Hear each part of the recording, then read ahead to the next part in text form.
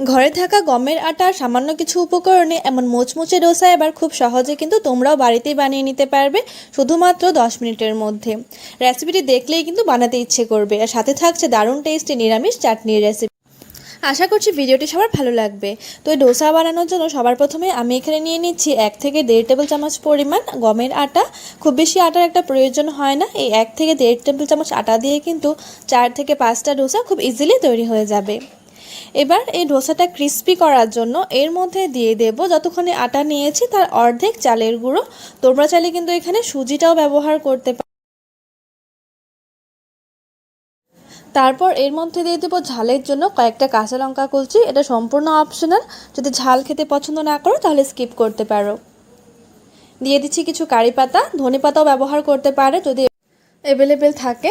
অবশেষে এর মধ্যে দিয়ে দেব একটা মাঝারি মাপের গ্রেট করা আলু। আলুটাকে কিন্তু আমি খুব মিহি করে গ্রেট করে নিয়েছি যাতে আলুর কোনো বড় টুকরো এর মধ্যে থেকে না যায়। আলুটা গ্রেট করার পর কিন্তু আমি ভালো করে আলুটাকে ধুয়ে নিয়েছিলাম।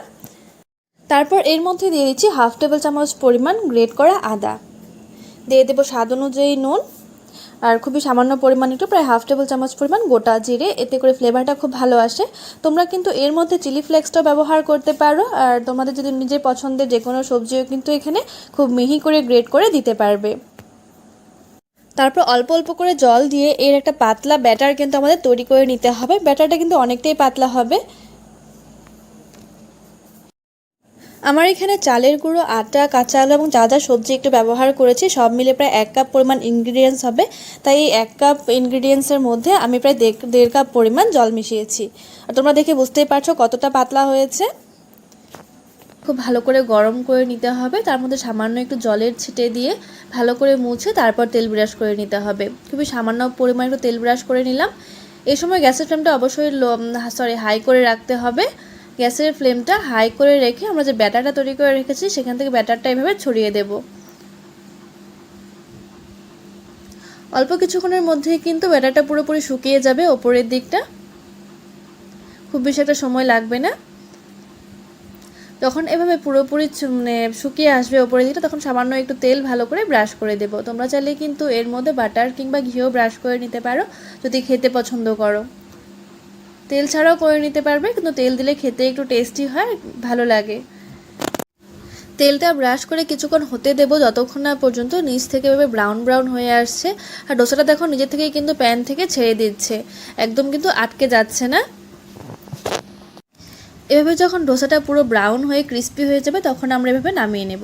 তোমাদের এই রেসিপিটি কেমন লাগলো অবশ্যই আমাকে কমেন্টস করে জানিও। ভালো লাগলে চ্যানেলটিকে সাবস্ক্রাইব করে পাশে থাকা বেল আইকনটি প্রেস করে দিও।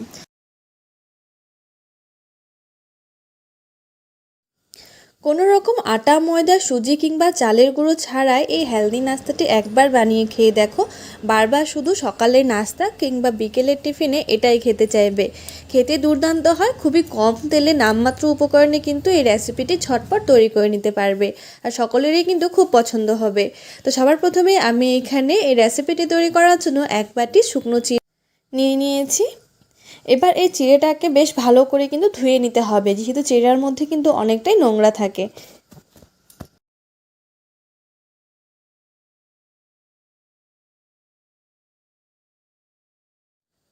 আমি প্রায় 4 থেকে 5 বার মতো বেশ ভালো করে চিড়াটাকে জল দিয়ে ধুয়ে নিয়েছি। তো বারবার ধোয়ার ফলে কিন্তু চিড়াটা অনেকটাই নরম হয়ে গেছে। তোমরা দেখতেই পারছো অনেকটাই কিন্তু সফট হয়ে গেছে। এবার এ পর্যায়ে এর মধ্যে দিয়ে দেব কেটে রাখা পেঁয়াজ কুচি, পেঁয়াজ ও লঙ্কা কুচি। তোমরা যদি এটা নিরামিষ দিনে খেতে চাও সেক্ষেত্রে পেঁয়াজটাকে স্কিপ করতে পারো। পেঁয়াজ ছাড়াও কিন্তু এটা খেতে বেশ ভালো লাগে।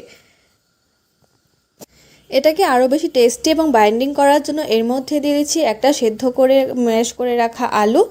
তোমরা এখানে কিন্তু টক দইটাও ব্যবহার করতে পারবে যদি অ্যাভেলেবেল থাকে। এরপর স্বাদ অনুযায়ী নুন দিয়ে এই সব উপকরণগুলোকে একসাথে বেশ ভালো করে এর একটা ডো তৈরি করে নেব।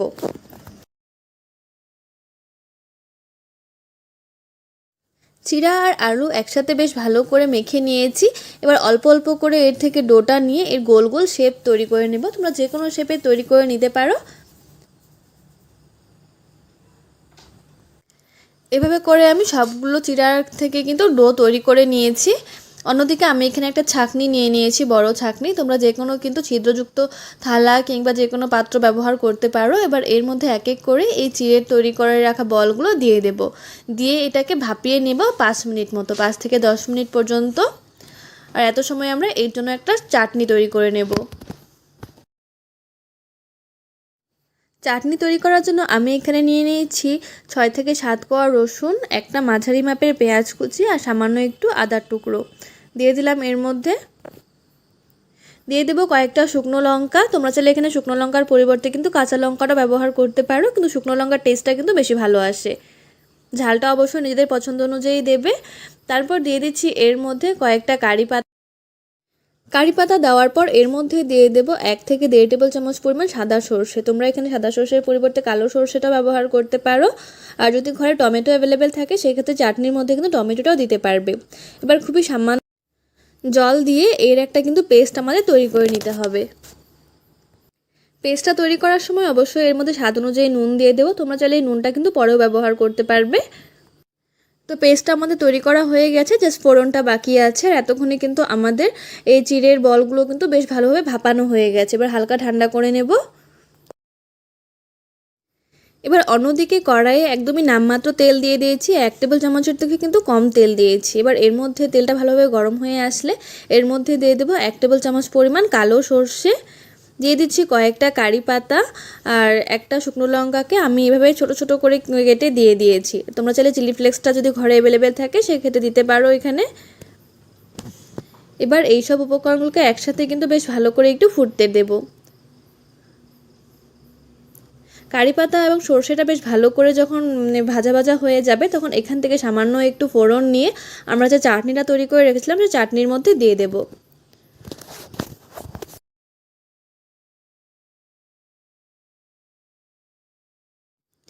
আর বাকি বেঁচে যাওয়া ফোড়নের মধ্যে চিড়ার বলগুলো দিয়ে হালকা একটু ভেজে নিলে কিন্তু তৈরি হয়ে যাবে আমাদের এই সুপার টেস্টি নাস্তা। অবশ্যই বাড়িতে একবার হলেও বাড়িতে ট্রাই করে দেখতে পারো, অসাধারণ লাগে খেতে। আমি হালকা একটু স্পাইসি করার জন্য এর মধ্যে সামান্য একটু লঙ্কার গুঁড়ো দিয়ে দিয়েছিলাম। তোমরা চাইলে লঙ্কার গুঁড়োটা কিন্তু পুরোপুরি স্কিপ করতে পারো। তোমাদের এই ভিডিওটি কেমন লাগলো অবশ্যই আমাকে কমেন্টস করে জানিও।